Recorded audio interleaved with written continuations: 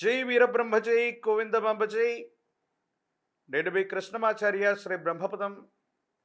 2026వ సంవత్సరం మే మాసం తులారాశి వారి యొక్క రాశి ఫలం. శివాయ బ్రహ్మణే నమ. వీరబ్రహ్మేంద్ర స్వామిని నమో నమ. జై వీరబ్రహ్మ జై గోవిందమాంబ జై. వచ్చినటువంటి ఫలితం 4. ఇది రాహు సంబంధమైనటువంటి ఫలితం.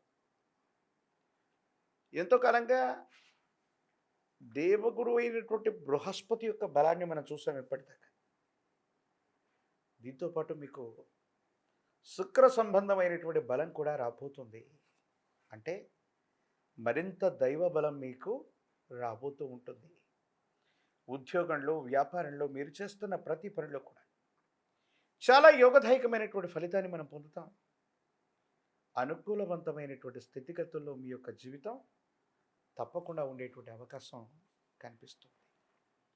భగవత్ సంబంధమైనటువంటి అనుగ్రహం వల్ల మీ దైనందిన జీవితంలో చాలా గొప్ప గొప్ప ఫలితాల్ని మీరు పొందబోతున్నారు. ఆర్థికపరమైనటువంటి వృద్ధి కూడా కొనసాగబోతుంది. ఉద్యోగంలో ప్రమోషన్ కూడా లభిస్తుంది. మీతో పాటుగా ఉన్న సహచరుల యొక్క సహాయ సహకారాలు విశేషంగా లభించడంతో పాటు పై అధికారుల యొక్క అనుకూలత మీకు తప్పకుండా లభిస్తుంది.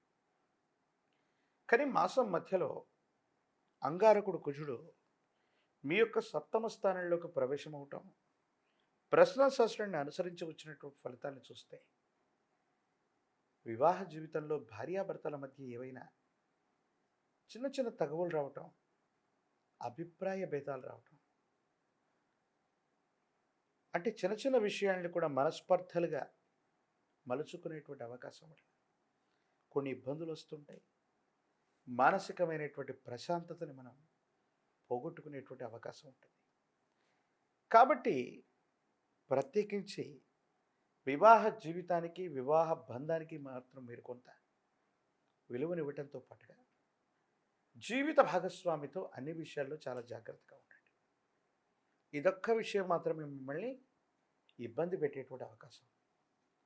ప్రత్యేకించి అష్టమ స్థానం, భాగ్యస్థానంలో ఉన్నటువంటి ఇతర గ్రహాలు రవి, బుధుడు, శుక్రుడు, దేవగురు అయినటువంటి బృహస్పతి, ఈ 4